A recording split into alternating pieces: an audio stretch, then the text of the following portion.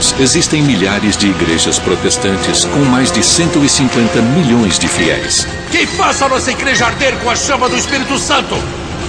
Os cultos variam de diversas maneiras, mas todos têm origem no mesmo livro, a Bíblia. O Evangelho de Nosso Senhor Jesus Cristo, segundo Mateus, capítulo 5. Nos dias de hoje não paramos para pensar que qualquer pessoa pode ler a Bíblia e interpretá-la à sua maneira. Mas não foi sempre assim.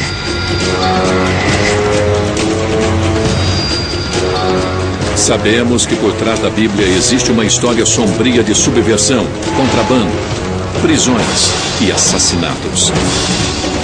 A Bíblia já foi escrita em uma língua que ninguém compreendia. E quando as pessoas começaram a ler a palavra de Deus diretamente em inglês, teve início uma revolução na essência da fé popular. Por isso, séculos atrás, a Bíblia em inglês tornou-se um livro ilegal. E alguns homens sacrificaram suas vidas para traduzi-la. John Wycliffe, Thomas Cranmer e William Tyndale. Quanto ao Papa, eu o recuso. Ele é inimigo de Deus e é o anticristo. Sua luta transformou o acesso à Bíblia em um dos fundamentos do cristianismo e da democracia moderna. Vamos conhecer o legado da Bíblia em inglês.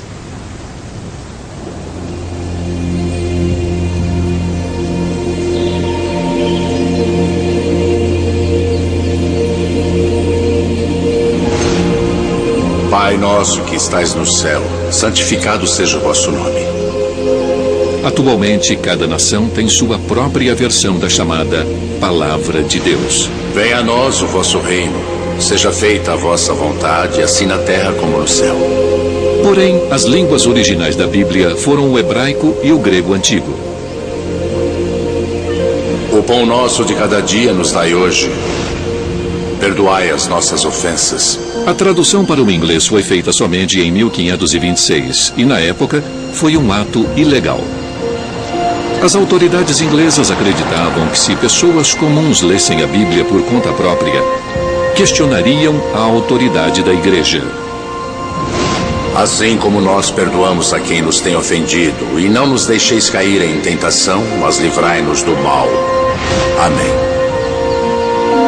Portanto, quando a Bíblia em inglês surgiu na década de 1380, ela não marcou apenas o renascimento religioso, mas também uma reviravolta política.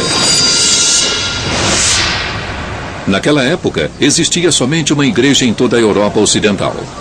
Era a igreja que hoje chamamos de Católica Apostólica Romana, e seu pontífice era o Papa. A igreja, com certeza, monopolizava a maneira como as pessoas vivenciavam o cristianismo. Não havia outras opções.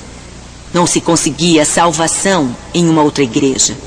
Comparecer às missas não era voluntário, não era uma escolha, era obrigatório.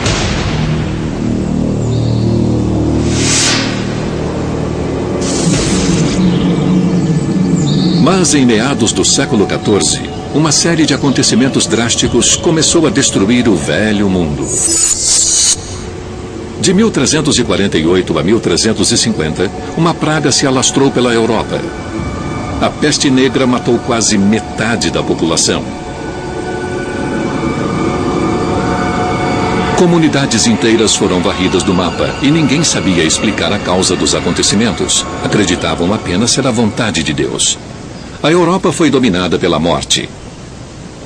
E a igreja, com sua promessa de salvação, era a única saída. Mas a Bíblia não era o centro das práticas da igreja, e sim a missa. Celebrada por padres, era um sacramento com o poder de conferir a vida eterna. Este ritual, no qual acredita-se que pão e vinho tornam-se o corpo e o sangue de Jesus Cristo, era tão importante quanto o próprio Evangelho. Mas o povo era excluído. Os padres se voltavam para o altar, ficando de costas para os fiéis, e falavam em latim, uma língua inacessível, que apenas os sacerdotes compreendiam.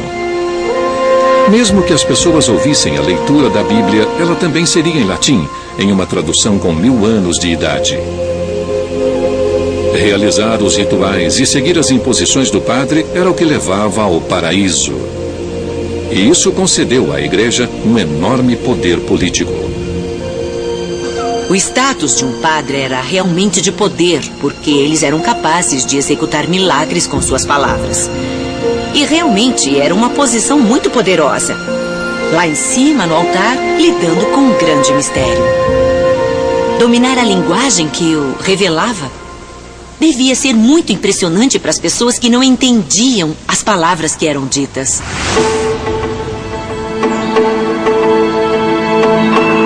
Porém, na década de 1370, um inglês desafiou toda esta autoridade. Ele condenou o poder político e econômico da igreja, questionou o sagrado sacramento da missa e atacou a autoridade espiritual de seus sacerdotes. Seu nome era John Wycliffe, um teólogo pioneiro em sua época. Ao ler minuciosamente a Escritura, Wycliffe percebeu que a igreja que ele conhecia divergia da pureza dos evangelhos originais. A leitura da Bíblia convenceu Wycliffe de que a igreja tinha entendido errado e que o poder que ela alegava ter estava em contradição com a Escritura. E isso transformou a Bíblia na fonte de autoridade do cristianismo. Indignado, Wycliffe propôs um cristianismo puro e renovado, com o suporte de uma Bíblia em inglês.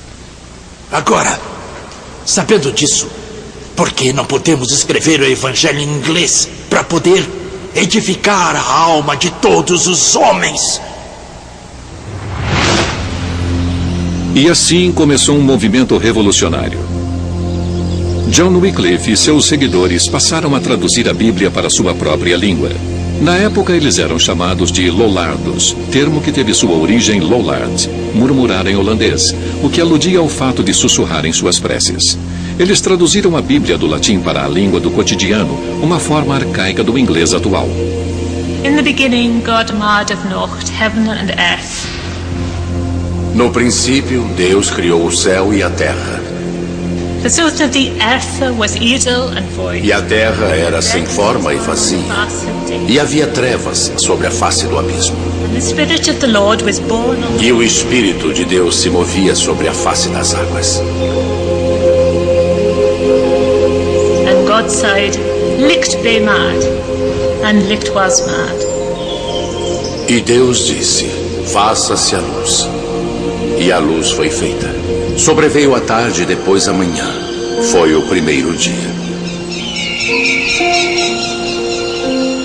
Ainda não havia impressão em papel na Europa, por isso todas as Bíblias de Wycliffe eram manuscritas. Cada uma podia levar 6 meses para ficar pronta. A Bíblia de Wycliffe não foi impressa, por isso cada uma delas é um objeto único. As primeiras Bíblias pareciam cartilhas de tradução do latim para o inglês, palavra por palavra. Era quase uma tradução literal, em vez de se traduzir os contextos. E isso soava meio estranho. As últimas versões eram mais elaboradas, mais coerentes, de leitura mais agradável. Já não parecia que alguém estava aprendendo a traduzir, mas sim pensando biblicamente. Ler a Bíblia de Wycliffe encorajava as pessoas a terem opinião própria, algo que não era tolerado pelas autoridades. Isso abalava o status quo da Igreja e do Estado. Wycliffe morreu em 1384. Logo em seguida, uma série de medidas repressoras tentaram acabar com o movimento dos Lollardos, o Lollardismo. Em 1407, os livros de Wycliffe foram proibidos e a tradução da Bíblia para o inglês se tornou ilegal. A partir de então, possuir uma Bíblia em inglês era considerado heresia. E a punição para a heresia era a fogueira. Em 1415, 30 anos após sua morte, um concílio da Igreja Católica condenou Wycliffe como herege, dando início a um ritual bizarro. Em 1428, quase meio século depois de ser enterrado, o corpo de Wycliffe foi exumado pelas autoridades.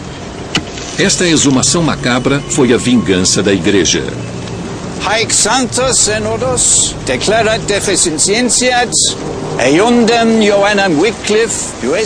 Esse concílio sagrado declara, define e determina que John Wycliffe foi um herege obstinado e notório.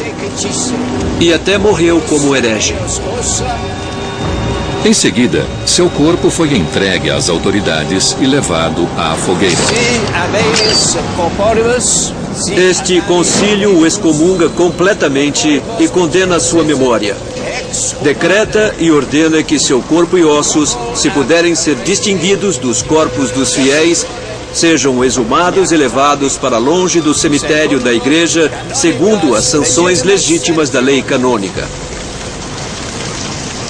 Desta forma, as autoridades esperavam destruir Wycliffe e suas ideias totalmente. Mas foi em vão. Mesmo sendo ilegais, sobraram mais manuscritos da Bíblia de Wycliffe do que de qualquer outro texto medieval em inglês. As ideias de Wycliffe não morreram. Elas são menos mortais que o seu corpo e foram mantidas vivas na inspiração que ele deu a seus seguidores. O interessante sobre as Bíblias de Wycliffe é que sobraram muitas delas. Então, apesar da proibição, elas devem ter sido produzidas em massa. Enfim, eram livros ilegais e, por serem proibidos, se tornaram muito populares. A Bíblia de Wycliffe circulou secretamente entre os lollardos nos 100 anos seguintes, apesar da proibição. Mas a Igreja Católica ainda tentava controlar a vida religiosa dos ingleses. De tempos em tempos, os bispos conduziam uma purgação e percebiam que as ideias de Wycliffe estavam longe de serem esquecidas. Em um caso de 1506, 60 pessoas foram presas em apenas um vilarejo e 2 foram queimadas como hereges.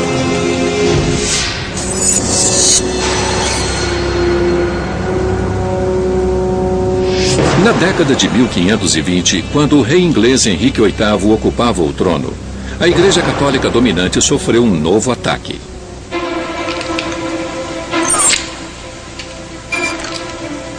Era cada vez mais difícil censurar o pensamento livre. Toda a Europa vivia o alvorecer da Renascença. Descobridores haviam chegado às Américas. Astrônomos estavam criando novos mapas das estrelas. Ocorria uma revolução nas artes e na literatura, e o conhecimento sobre a Bíblia alcançava novos patamares. O surgimento da impressão havia aumentado o número de livros em circulação. Novos manuscritos foram descobertos e melhor compreendidos. Isso aprimorou intensamente o estudo de línguas antigas, como hebraico e grego, nas quais a Bíblia foi originalmente escrita. Em 1515, tudo isso culminou em uma edição revolucionária do Novo Testamento. Era uma publicação dos evangelhos gregos originais em uma nova tradução e mais cuidadosa para o latim. Finalmente, os cristãos instruídos de toda a Europa puderam ler as palavras originais dos apóstolos. E esta nova tradução revelou que a Bíblia em latim, tida como oficial pela Igreja Católica, continha inúmeros erros. Essa edição foi importantíssima. O Novo Testamento é grego em sua essência, e outro texto era uma tradução. O impacto foi colossal.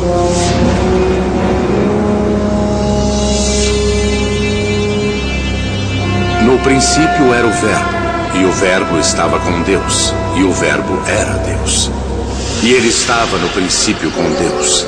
Todas as coisas foram feitas por ele, e sem ele, nada do que foi feito se fez.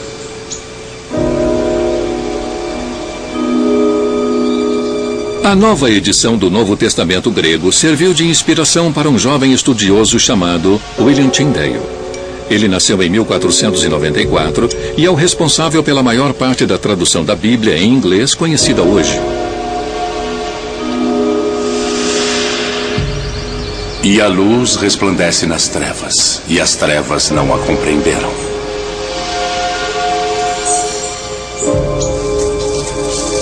Tyndale abominava a proibição da Bíblia em inglês pela Igreja, porque criava uma barreira entre os fiéis e a palavra de Deus. Quem é tão cego a ponto de dizer que não pode ver a luz e anda na escuridão? Para ele só resta errar. E esse erro é o perigo da danação eterna. É provável que Tyndale tenha sido influenciado pelo lollardismo e já conhecesse a antiga Bíblia em inglês. O lollardismo ainda era forte e Tyndale devia conhecê-lo desde criança. O que Tyndale mais admirava nos textos dos lollardos era a sua acessibilidade. O mais impressionante no lollardismo é o fato de não excluírem ninguém. A Bíblia era escrita para todo mundo. Mas Tyndale se inspirou no novo texto grego para fazer sua própria tradução. Na faculdade Magdalen, em Oxford, ele mostrou para 2 alunos, apesar do risco. Acho que foi em Magdalen que Tyndale leu a escritura para alguns amigos e alunos em segredo. Ele deve ter lido sua própria tradução do Novo Testamento grego para eles. E acredito que sua missão começou com a chegada do Novo Testamento grego.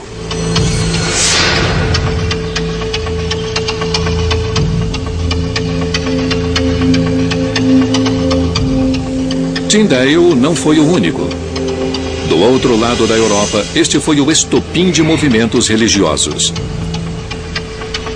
O maior deles eclodiu em Wittenberg, na Alemanha. Lá, um monge chamado Martinho Lutero havia estudado o Novo Testamento minuciosamente, assim como Wycliffe. Isso resultou em um embate com as autoridades da igreja. Para ele, o poder e a riqueza da igreja eram uma exploração inaceitável dos fiéis. Sua revolta deu início ao que chamamos hoje de Reforma Protestante. Ela dividiu a Europa para sempre e guerras religiosas devastariam o continente por 1,5 séculos. Acho que não aconteceu nada de inevitável durante a época da Reforma. Mas essa briga tocava em questões muito profundas: a salvação e a entrada no paraíso. E o que os protestantes afirmavam era que eu e você não podemos fazer nada pela nossa salvação. Tudo está nas mãos de Deus. A mensagem de Lutero é essa. O problema é que a igreja medieval afirmava: você pode tomar atitudes sim para ser salvo. Existe um lugar chamado purgatório onde você pode passar um tempo. Podemos orar por você para ajudar a entrar no paraíso. Lutero era contra essa ideia de que você e eu podemos fazer alguma coisa. Lutero insistia que a fé, e apenas a fé, era a chave para a salvação. Isso feriu o papel da Igreja Católica como a intermediária privilegiada entre os fiéis e seu Deus. Surgia assim a base do protestantismo. Lutero não se calou com as ordens do Papa, e foi isso que causou a divisão. Ao contrário da Inglaterra, a Alemanha não proibia traduções da Bíblia. Em 1522, Lutero publicou sua própria versão em alemão do Novo Testamento. Apesar de suas origens heréticas, esta versão foi um sucesso. A primeira edição de milhares de cópias se esgotou em semanas. De volta à Inglaterra, Tyndale continuou seu trabalho clandestino, esperando reproduzir o sucesso de Lutero. Porém, a Inglaterra católica era um lugar perigoso para pessoas com uma visão religiosa não convencional. Tyndale enfrentou uma dura resistência ao difundir suas crenças polêmicas. Ele foi intimado pelo tribunal eclesiástico por disseminar a heresia. Embora tenha conseguido se defender, Tyndale foi desacreditado. Porém, permaneceu convicto em levar a palavra de Deus para o povo inglês. Se Deus me permitir, em poucos anos, poderei fazer um menino lavrador compreender as Escrituras melhor do que tu.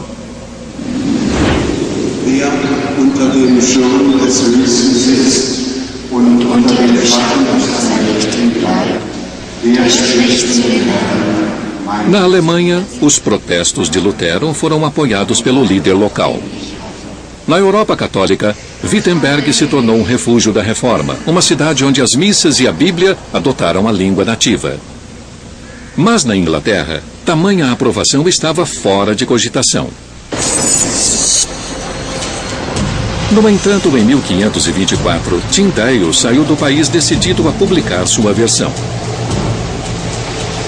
Não se sabe ao certo para onde ele foi. A Alemanha era o destino mais provável.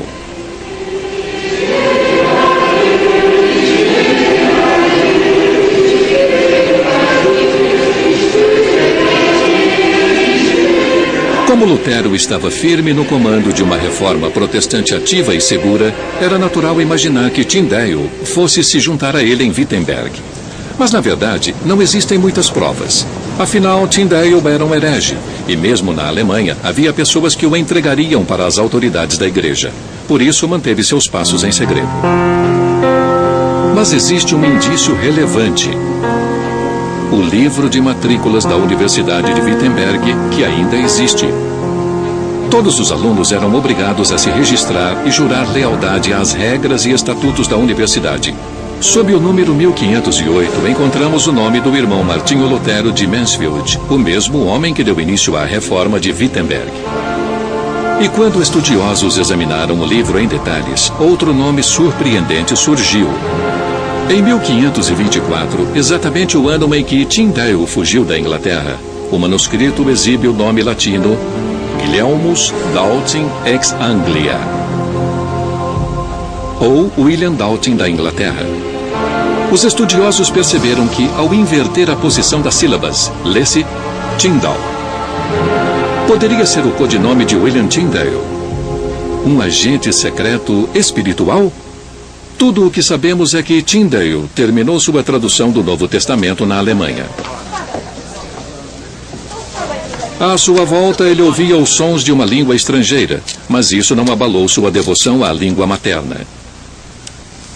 Ao lado de seu assistente William Roy, um ex-frade inglês, ele trabalhou a partir da versão original em grego, da versão em alemão de Lutero e da versão de 1515 em latim.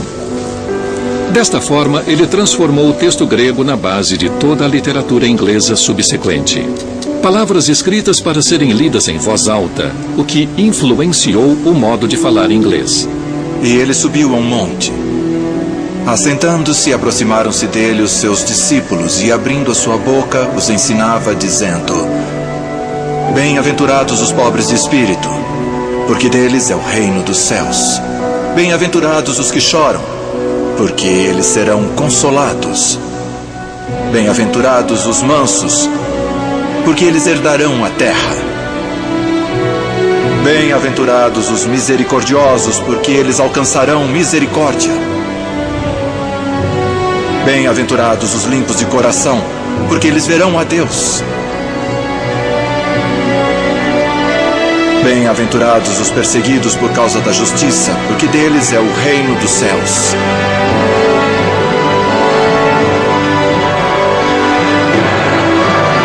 A linguagem usada por Tyndale foi revolucionária. Seu estilo era simples e ele enfatizava a fala do dia a dia dos ingleses, natural e direta. Eu acho que foi um marco e fica muito evidente na escolha das palavras e na sua sensibilidade poética muito própria. Ele é mestre das palavras, como Shakespeare. E aconteceu naqueles dias que Jesus, tendo ido de Nazaré, e o centurião que estava defronte dele, vendo que assim clamando expirara, disse: Vós sois o sal da terra. Não tendo eles lei, para si mesmos são lei.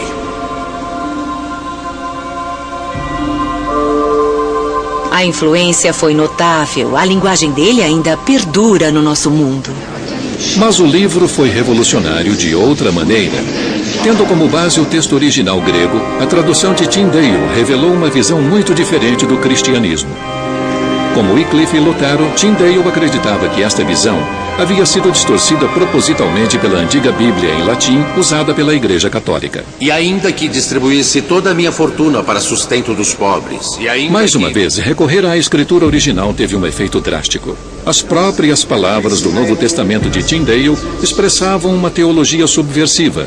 Em vez da palavra padre, ele utilizou presbítero ou ancião, diminuindo assim os poderes sagrados da igreja. O amor é sofredor, é benigno. Em vez de caridade, que implicava ser possível barganhar a entrada no paraíso, ele usou amor. Agora, pois, permanecem a fé, a esperança e o amor. Estes três. Porém, o maior destes é o amor. E na tradução de Tyndale, a grande hierarquia da igreja havia se tornado apenas uma congregação. E eu te declaro, tu és Pedro, e sobre esta pedra edificarei a minha congregação. As portas do inferno não prevalecerão contra ela. Qualquer mudança nas escrituras era heresia, porque era mudar o que a igreja dizia. Porque a igreja não cometia nenhum erro. Em agosto de 1525, Tyndale estava pronto para publicar sua versão. Ele havia completado o Novo Testamento e adicionou um prólogo e algumas notas ao texto. Encontrou uma prensa em Colônia para fazer a impressão, mas um desastre aconteceu. Senhor, uma invasão! O local foi invadido. Alguém havia alertado as autoridades da igreja. E Tyndale fugiu com somente uma parte do texto impresso. Destemido, ele começou tudo de novo.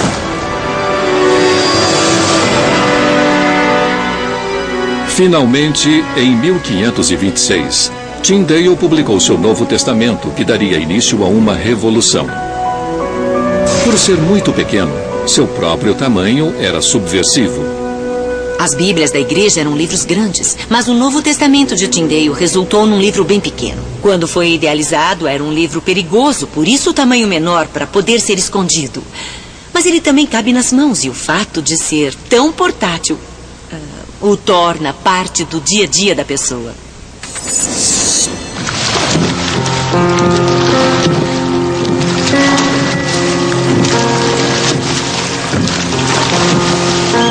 Poucas semanas depois da impressão, as primeiras 1000 cópias do Novo Testamento de Tyndale começaram a ser levadas à Inglaterra para serem vendidas no mercado negro. Tornou-se um best-seller. O governo reagiu com uma perseguição violenta. O Novo Testamento de Tyndale foi queimado em praça pública. Logo, as chamas não estavam apenas engolindo livros, mas também pessoas. Diz Paulo em Romanos: porque eu não me envergonho do Evangelho de Cristo. Pregadores que difundiam a palavra para grupos de transeuntes foram presos e levados à fogueira. Porém, a coragem fanática dos reformadores confirmou a força da Bíblia de Tyndale.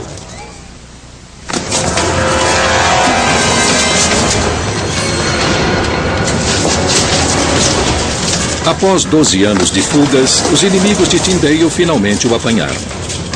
Até hoje não se sabe quem subornou Phillips para entregar o tradutor herege às autoridades.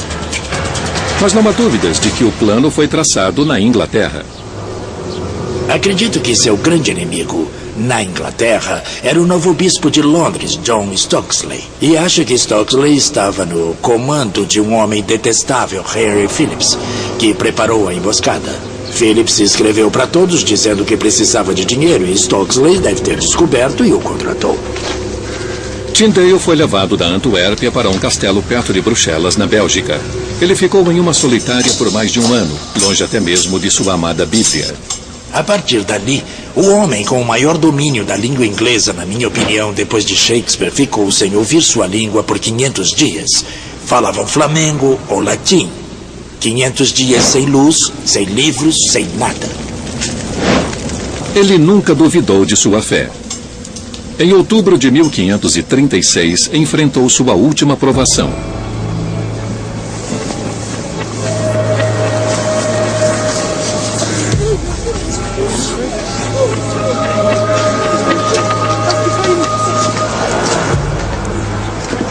Ele foi ameaçado durante toda a sua vida adulta. No entanto, sua convicção não foi ofuscada.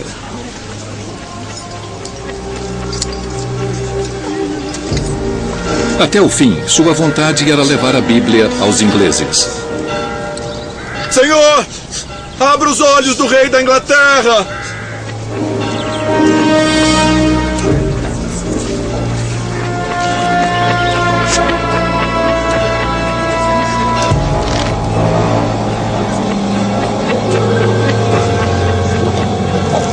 Tyndale seria poupado do horror das chamas ao ser estrangulado antes. Mas quando o fogo se ergueu ao seu redor, ele recobrou a consciência. O serviço havia sido mal feito.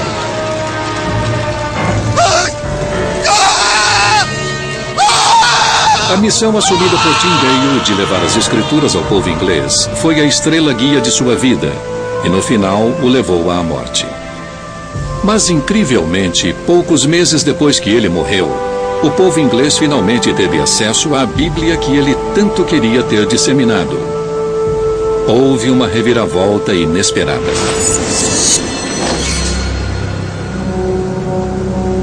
O homem cujos olhos Tyndale queria abrir era o rei inglês Henrique VIII. Hoje, o rei é lembrado por suas 6 esposas. Henrique precisava de um herdeiro com certa urgência, e sua primeira rainha não conseguiu gerar um filho. Ele precisava se divorciar, mas o Papa não consentia. Henrique não tinha uma boa representação em Roma. E por isso a igreja não ia lhe conceder a anulação. Se a igreja não lhe concedesse um divórcio legal, ele teria que achar uma igreja disposta a isso. A reação de Henrique foi perturbadora. Ele se apoderou da igreja inglesa. Por toda a Inglaterra, é possível ver as ruínas da Igreja Católica medieval. São ruínas de mosteiros fechados por Henrique VIII após o rompimento com Roma. Elas são um símbolo permanente da revolução que atingiu a Inglaterra na década de 1530, depois da apropriação da igreja por Henrique VIII. O braço direito do rei, encarregado da transformação, foi o arcebispo de Canterbury, Thomas Cranmer. Mas a meta de Cranmer ia além do divórcio do rei Henrique e até da criação de uma igreja nacional. Ele queria que a Inglaterra se convertesse aos ideais protestantes.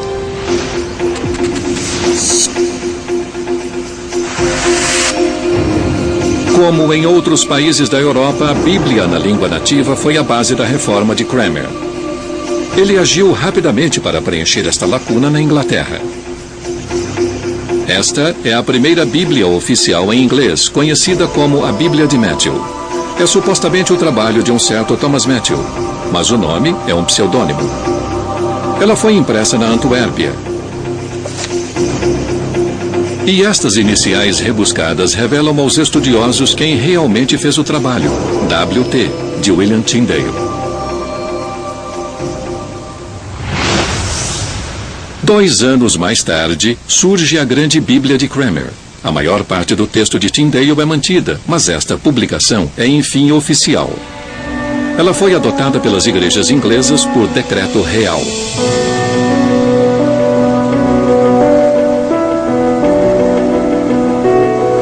Toda a paróquia do país foi obrigada a comprar uma, e o arcebispo Cranmer estimulava publicamente sua leitura. E é conveniente e bom que as escrituras sejam lidas por todo e qualquer tipo de pessoa, e somente em uma linguagem. Todos devem encontrar tudo em que devem acreditar, o que devem fazer e o que não devem fazer. Para muitos, ouvir a palavra de Deus em inglês era mais do que uma revelação. Era uma revolução. O clero foi desafiado e muitos sacerdotes ainda se prendiam às convicções católicas, apesar dos decretos de Cranmer. E abrindo a sua boca, os ensinava dizendo: bem-aventurados os pobres de espírito, porque deles é o reino dos céus. Mas poucos meses depois, Henrique começou a ter dúvidas sobre a empreitada de seu arcebispo. Era protestante demais para seu gosto. Se o ato de não reconhecer a autoridade do Papa é ser protestante, então Henrique era um ótimo protestante. Se é realmente a crença central de que você é salvo pela fé e não pelas boas ações, então Henrique não era protestante, era bem conservador. Mas os filhos de Henrique eram bem menos ambíguos. E quando ele morreu em 1547, uma tempestade religiosa encobriu a Inglaterra. Quem o sucedeu foi seu único filho, Eduardo, um protestante. Ele era afilhado de Cranmer. Enfim, a reforma deslanchou.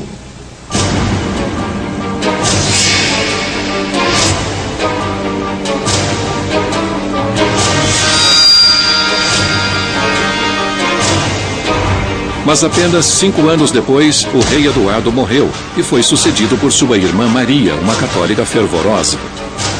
Ela reverteu as determinações e reintroduziu toda a tradição católica. Neste processo, 300 protestantes foram queimados na fogueira e Thomas Cranmer, o homem que publicou a primeira Bíblia oficial em inglês, foi preso. Ele foi obrigado a se retratar e a admitir que seus conceitos eram falsos, declarando isso em público. Só assim, os católicos acreditaram que seus inimigos protestantes poderiam ser derrotados. A grande vantagem da Bíblia é que a gente pode lê-la por conta própria. Ela existe para ser lida pelas pessoas. Isso significa que você pode interpretá-la à sua maneira. E uma das características peculiares da Inglaterra do século XVII é que as pessoas tinham opinião própria. Na época em que a rainha Elizabeth foi sucedida por seu primo Jaime, rei da Escócia, esta liberdade turbulenta levou à divisão religiosa. Em poucos meses, o rei Jaime convocou uma conferência em seu palácio em Hampton Court, próximo a Londres, para unir as facções religiosas. Os puritanos ficaram muito satisfeitos, porque os escoceses já haviam destruído o poder de seus bispos. Acharam que sua vez havia chegado. A conferência durou 3 dias inteiros e, previsivelmente, os bispos ingleses aproveitaram cada oportunidade para retratar os puritanos como radicais perigosos, como realmente muitos eram. Sua agressão política foi bem sucedida. Parecia que os puritanos sairiam derrotados. Até que um dos religiosos puritanos sugeriu uma nova tradução da Bíblia. O líder dos bispos aprovou a ideia de que uma nova Bíblia seria conveniente para todos. Assim, o rei Jaime encomendou uma nova Bíblia, cujo propósito era agradar todas as partes e promover a base de uma verdadeira Igreja Nacional, em que todos pudessem se unir nos mesmos rituais.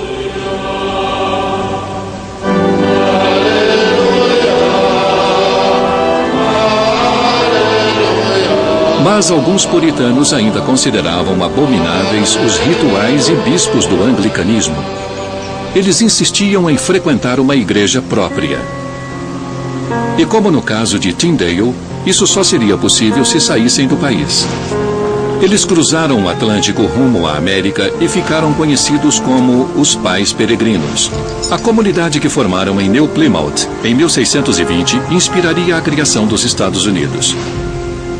Em vez de uma igreja estatal, como havia ocorrido na Inglaterra, os Pais Peregrinos criaram um estado eclesiástico.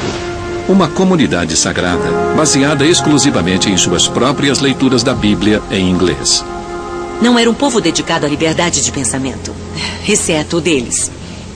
Eles queriam fundar uma igreja que fosse tão central no funcionamento da sociedade quanto a igreja anglicana na Inglaterra. Comunidades puritanas similares se espalharam pelas novas colônias. Foi um experimento revolucionário, tanto para a política quanto para a religião. E por trás de tudo isso estavam as palavras da Bíblia do rei Jaime, que havia sido trazida pelos peregrinos. Ela se tornou parte essencial da vida norte-americana até os dias de hoje. Para a maioria das pessoas, a linguagem do século XVII na Bíblia do rei Jaime é a voz de Deus. É como a Bíblia deve soar. Bem-aventurados os pobres de espírito, porque deles é o reino dos céus. Bem-aventurados os limpos de coração, porque eles verão a Deus. Bem-aventurados os que têm fome e sede de justiça, porque eles serão fartos. Bem-aventurados os misericordiosos, porque eles alcançarão misericórdia. A linguagem da Bíblia do rei Jaime é rica e bonita e esteticamente estimulante. E para a maioria das pessoas de tradição protestante, que não enfatiza as artes visuais, eu acho que essa linguagem se tornou o único prazer estético. Era a única opção para elas, não só por motivos religiosos, mas porque levavam vidas de trabalho duro nas fazendas e nas zonas rurais, em lugares onde outras formas de cultura não estavam disponíveis.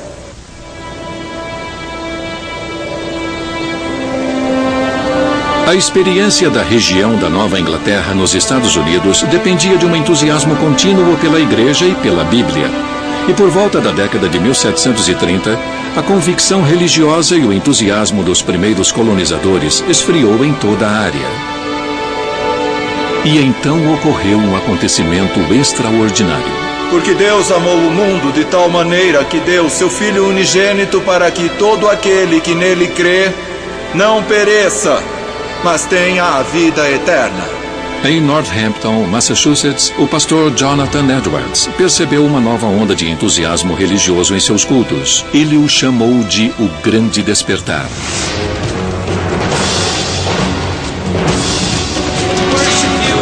Seus efeitos ainda ecoam nas igrejas de hoje. Percebe-se uma nova ênfase na experiência religiosa e emotiva, nascida do poder transformador da Palavra de Deus. Eu não estaria aqui hoje se não fosse a presença de Deus na minha vida. Com sua misericórdia e sua graça, Ele abençoou o meu caminho. Eu chego lá. Mas o ressurgimento deste fervor era forte demais para se limitar às igrejas que já existiam. Estimulados pelo calor do entusiasmo religioso, alguns fiéis fundaram suas próprias igrejas, deixando de lado as antigas igrejas puritanas menos fervorosas. Acredito que o tipo de fervor que alguém como Edwards trouxe para a pregação da palavra inspirou as pessoas a buscarem a salvação de uma maneira que não ficava mais restrita a um tipo específico de estrutura religiosa. E aí, o que surge é um tipo de emoção descontrolada, centralizada nas escrituras, usando a Bíblia como um roteiro.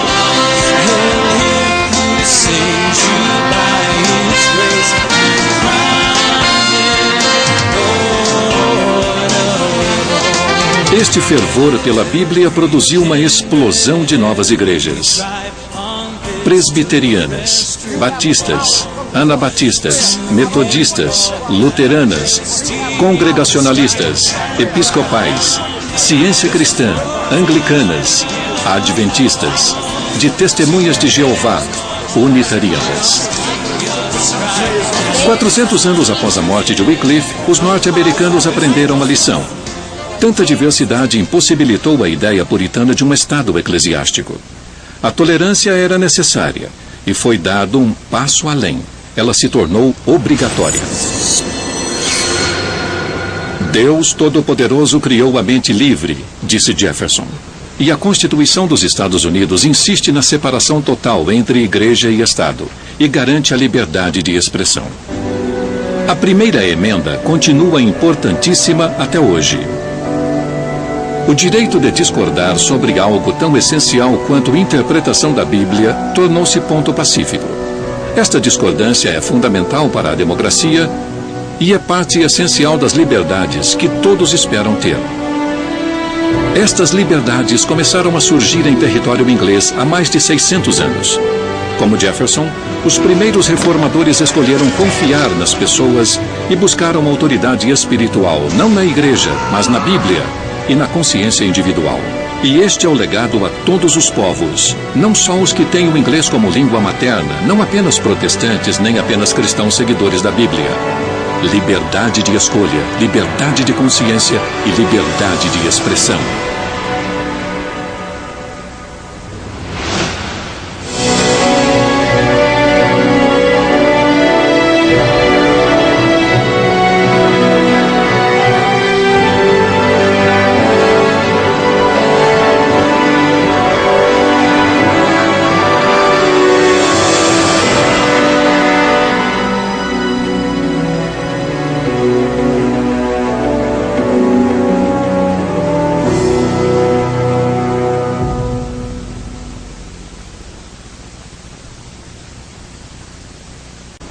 As últimas versões eram mais elaboradas, mais coerentes, de leitura mais agradável. Já não parecia que alguém estava aprendendo a traduzir, mas sim pensando biblicamente. Ler a Bíblia de Wycliffe encorajava as pessoas a terem opinião própria, algo que não era tolerado pelas autoridades. Isso abalava o status quo da igreja e do Estado. Wycliffe morreu em 1384. Logo em seguida, uma série de medidas repressoras tentaram acabar com o movimento dos Lollardos, o Lollardismo. Em 1407, os livros de Wycliffe foram proibidos e a tradução da Bíblia para o inglês se tornou ilegal. A partir de então, possuir uma Bíblia em inglês era considerado heresia. E a punição para a heresia era a fogueira. Em 1415, 30 anos após sua morte, um concílio da Igreja Católica condenou Wycliffe como herege, dando início a um ritual bizarro. Em 1428, quase meio século depois de ser enterrado, o corpo de Wycliffe foi exumado pelas autoridades. Esta exumação macabra foi a vingança da Igreja. Haec sanctos synodos declarat deficientiat eundem Johannem Wycliffe USA. Esse concílio sagrado declara, define e determina que John Wycliffe foi um herege obstinado e notório. E até morreu como herege. Em seguida, seu corpo foi entregue às autoridades e levado à fogueira. Este concílio o excomunga completamente e condena sua memória. Decreta e ordena que seu corpo e ossos, se puderem ser distinguidos dos corpos dos fiéis, sejam exumados e levados para longe do cemitério da Igreja, segundo as sanções legítimas da lei canônica. Desta forma, as autoridades esperavam destruir Wycliffe e suas ideias totalmente. Mas foi em vão. Mesmo sendo ilegais, sobraram mais manuscritos da Bíblia de Wycliffe do que de qualquer outro texto medieval em inglês. As ideias de Wycliffe não morreram. Elas são menos mortais que o seu corpo e foram mantidas vivas na inspiração que ele deu a seus seguidores. O interessante sobre as Bíblias de Wycliffe é que sobraram muitas delas. Então, apesar da proibição, elas devem ter sido produzidas em massa. Enfim, eram livros ilegais e, por serem proibidos, se tornaram muito populares. A Bíblia de Wycliffe circulou secretamente entre os lollardos nos 100 anos seguintes, apesar da proibição. Mas a Igreja Católica ainda tentava controlar a vida religiosa dos ingleses. De tempos em tempos, os bispos conduziam uma purgação e percebiam que as ideias de Wycliffe estavam longe de serem esquecidas. Em um caso de 1506, 60 pessoas foram presas em apenas um vilarejo e 2 foram queimadas como hereges.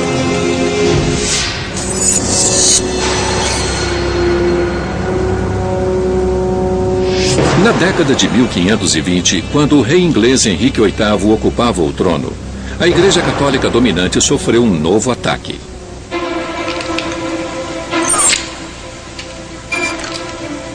Era cada vez mais difícil censurar o pensamento livre. Toda a Europa vivia o alvorecer da Renascença. Descobridores haviam chegado às Américas. Astrônomos estavam criando novos mapas das estrelas.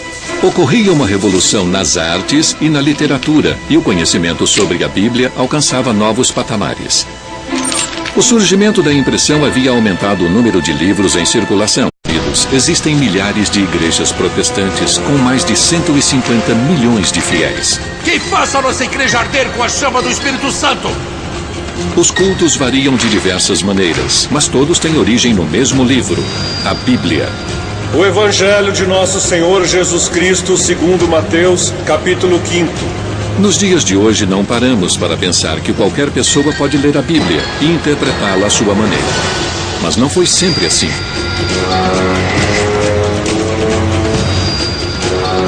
Sabemos que por trás da Bíblia existe uma história sombria de subversão, contrabando, prisões e assassinatos. A Bíblia já foi escrita em uma língua que ninguém compreendia. E quando as pessoas começaram a ler a palavra de Deus diretamente em inglês, teve início uma revolução na essência da fé popular. Por isso, séculos atrás, a Bíblia em inglês tornou-se um livro ilegal. E alguns homens sacrificaram suas vidas para traduzi-la. John Wycliffe, Thomas Cranmer e William Tyndale. Quanto ao Papa, eu o recuso, ele é inimigo de Deus e é o anticristo. Sua luta transformou o acesso à Bíblia em um dos fundamentos do cristianismo e da democracia moderna. Vamos conhecer o legado da Bíblia em inglês.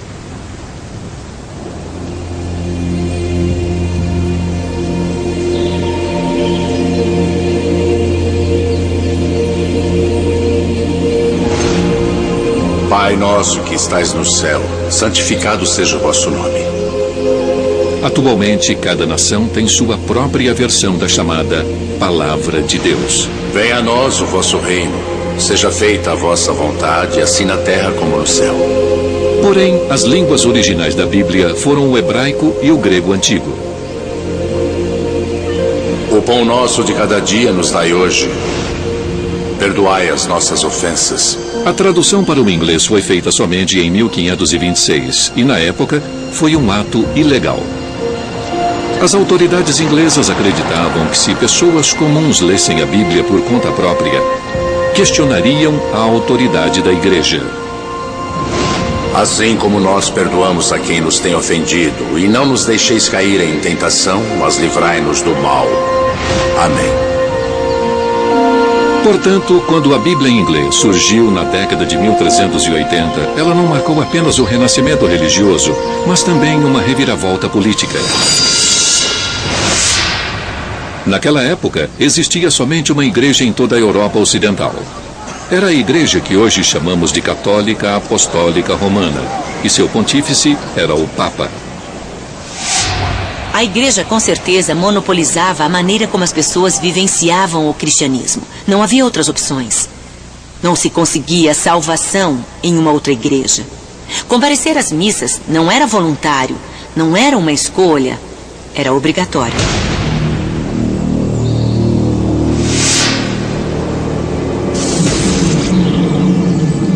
Mas em meados do século XIV, uma série de acontecimentos drásticos começou a destruir o velho mundo. De 1348 a 1350, uma praga se alastrou pela Europa. A peste negra matou quase metade da população.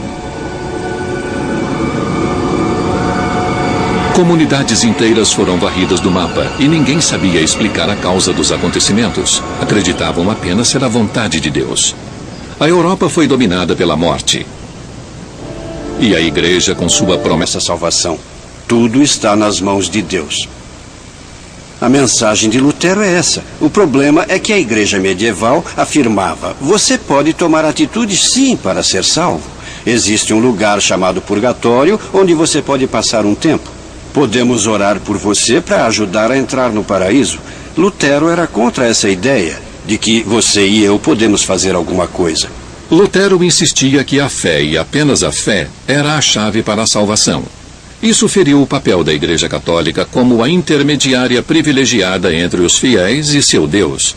Surgia assim a base do protestantismo. Lutero não se calou com as ordens do Papa, e foi isso que causou a divisão. Ao contrário da Inglaterra, a Alemanha não proibia traduções da Bíblia. Em 1522, Lutero publicou sua própria versão em alemão do Novo Testamento. Apesar de suas origens heréticas, esta versão foi um sucesso.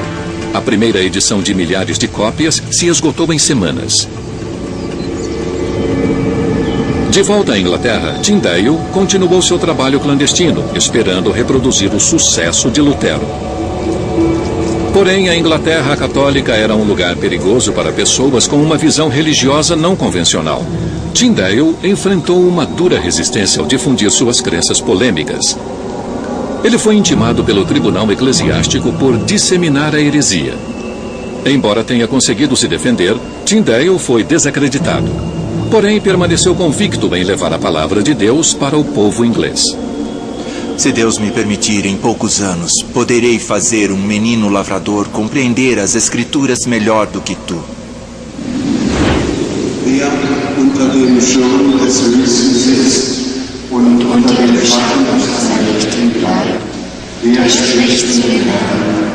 Na Alemanha, os protestos de Lutero foram apoiados pelo líder local.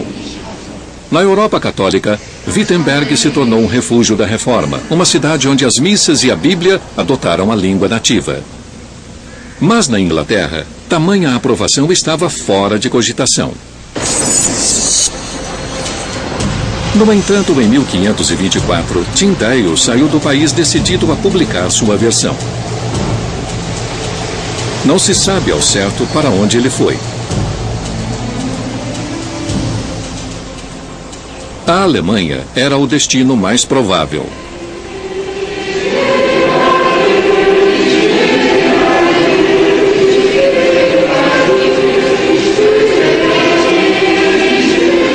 Como Lutero estava firme no comando de uma reforma protestante ativa e segura, era natural imaginar que Tyndale fosse se juntar a ele em Wittenberg. Mas, na verdade, não existem muitas provas. Afinal, Tyndale era um herege, e mesmo na Alemanha havia pessoas que o entregariam para as autoridades da igreja. Por isso, manteve seus passos em segredo. Mas existe um indício relevante. O livro de matrículas da Universidade de Wittenberg, que ainda existe. Todos os alunos eram obrigados a se registrar e jurar lealdade às regras e estatutos da universidade. Sob o número 1508, encontramos o nome do irmão Martinho Lutero de Mansfield, o mesmo homem que deu início à reforma de Wittenberg. E quando estudiosos examinaram o livro em detalhes, outro nome surpreendente surgiu. Em 1524, exatamente o ano em que Tyndale fugiu da Inglaterra, o manuscrito exibe o nome latino Guilhelmus Daltin ex Anglia, ou William Daltin da Inglaterra. Os estudiosos perceberam que, ao inverter a posição das sílabas, lê-se Tyndall. Poderia ser o codinome de William Tyndale. Um agente secreto espiritual? Essa de salvação era a única saída. Mas a Bíblia não era o centro das práticas da igreja, e sim a missa. Celebrada por padres, era um sacramento com o poder de conferir a vida eterna. Este ritual, no qual acredita-se que pão e vinho tornam-se o corpo e o sangue de Jesus Cristo, era tão importante quanto o próprio Evangelho. Mas o povo era excluído. Os padres se voltavam para o altar, ficando de costas para os fiéis, e falavam em latim, uma língua inacessível, que apenas os sacerdotes compreendiam. Mesmo que as pessoas ouvissem a leitura da Bíblia, ela também seria em latim, em uma tradução com 1000 anos de idade. Realizar os rituais e seguir as imposições do padre era o que levava ao paraíso. E isso concedeu à igreja um enorme poder político. O status de um padre era realmente de poder, porque eles eram capazes de executar milagres com suas palavras. E realmente era uma posição muito poderosa. Lá em cima, no altar, lidando com um grande mistério. Dominar a linguagem que o revelava devia ser muito impressionante para as pessoas que não entendiam as palavras que eram ditas.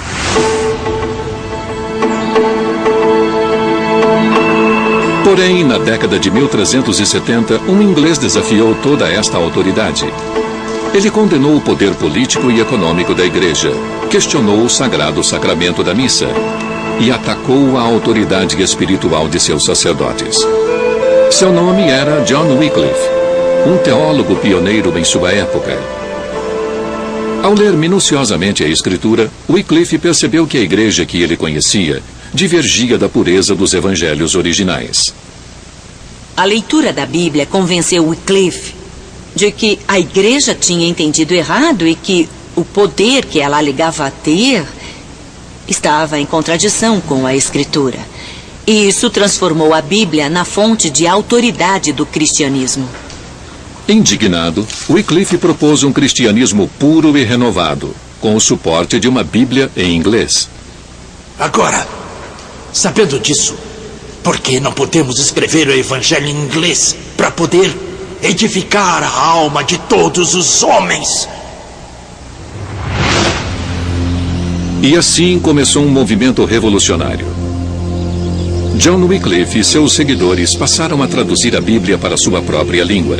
Na época, eles eram chamados de Lollardos, termo que teve sua origem Lollard, murmurar em holandês, o que aludia ao fato de sussurrar em suas preces. Eles traduziram a Bíblia do latim para a língua do cotidiano, uma forma arcaica do inglês atual. In the beginning, God made of Nacht heaven and earth. No princípio, Deus criou o céu e a terra. The surface of the earth was idle and void. E a terra era sem forma e vazia. E havia trevas sobre a face do abismo. And the Spirit of the Lord was born on E o Espírito de Deus se movia sobre a face das águas. And God said, Licht be mad. And licht was mad. E Deus disse, faça-se a luz. E a luz foi feita. Sobreveio a tarde e depois a manhã. Foi o primeiro dia. Ainda não havia impressão em papel na Europa, por isso todas as Bíblias de Wycliffe eram manuscritas. Cada uma podia levar 6 meses para ficar pronta. A Bíblia de Wycliffe não foi impressa, por isso cada uma delas é um objeto único. As primeiras Bíblias pareciam cartilhas de tradução do latim para o inglês, palavra por palavra. Era quase uma tradução literal, em vez de se traduzir os contextos. E isso soava meio estranho. Novos manuscritos foram descobertos e melhor compreendidos. Isso aprimorou intensamente o estudo de línguas antigas, como hebraico e grego, nas quais a Bíblia foi originalmente escrita. Em 1515, tudo isso culminou em uma edição revolucionária do Novo Testamento. Era uma publicação dos evangelhos gregos originais em uma nova tradução e mais cuidadosa para o latim. Finalmente, os cristãos instruídos de toda a Europa puderam ler as palavras originais dos apóstolos. E esta nova tradução revelou que a Bíblia em latim, tida como oficial pela Igreja Católica, continha inúmeros erros. Essa edição foi importantíssima. O Novo Testamento é grego em sua essência, e outro texto era uma tradução. O impacto foi colossal.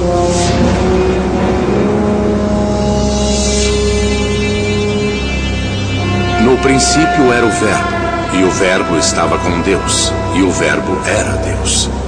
E ele estava no princípio com Deus. Todas as coisas foram feitas por ele, e sem ele, nada do que foi feito se fez.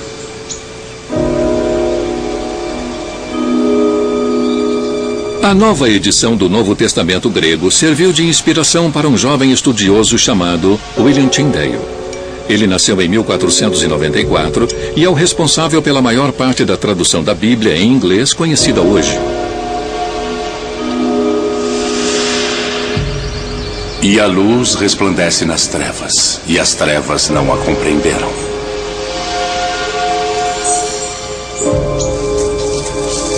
Tyndale abominava a proibição da Bíblia em inglês pela Igreja, porque criava uma barreira entre os fiéis e a palavra de Deus.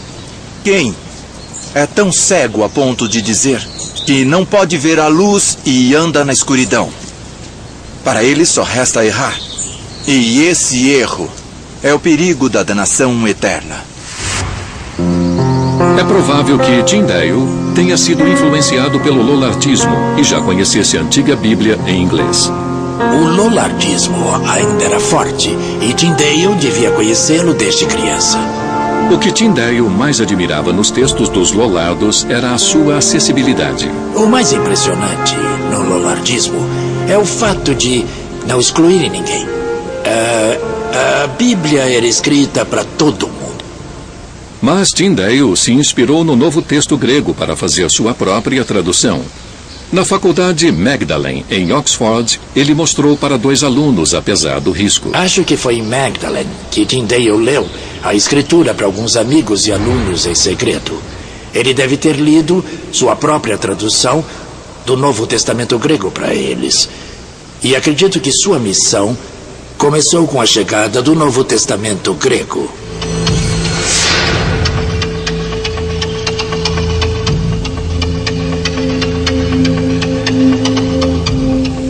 Tyndale não foi o único. Do outro lado da Europa, este foi o estopim de movimentos religiosos. O maior deles eclodiu em Wittenberg, na Alemanha. Lá, um monge chamado Martinho Lutero havia estudado o Novo Testamento minuciosamente, assim como Wycliffe. Isso resultou em um embate com as autoridades da igreja. Para ele, o poder e a riqueza da igreja eram uma exploração inaceitável dos fiéis. Sua revolta deu início ao que chamamos hoje de Reforma Protestante. Ela dividiu a Europa para sempre e guerras religiosas devastariam o continente por 1 século e meio. Acho que não aconteceu nada de inevitável durante a época da Reforma. Mas essa briga tocava em questões muito profundas. A salvação e a entrada no paraíso. E o que os protestantes afirmavam era que eu e você não podemos fazer nada pela nossa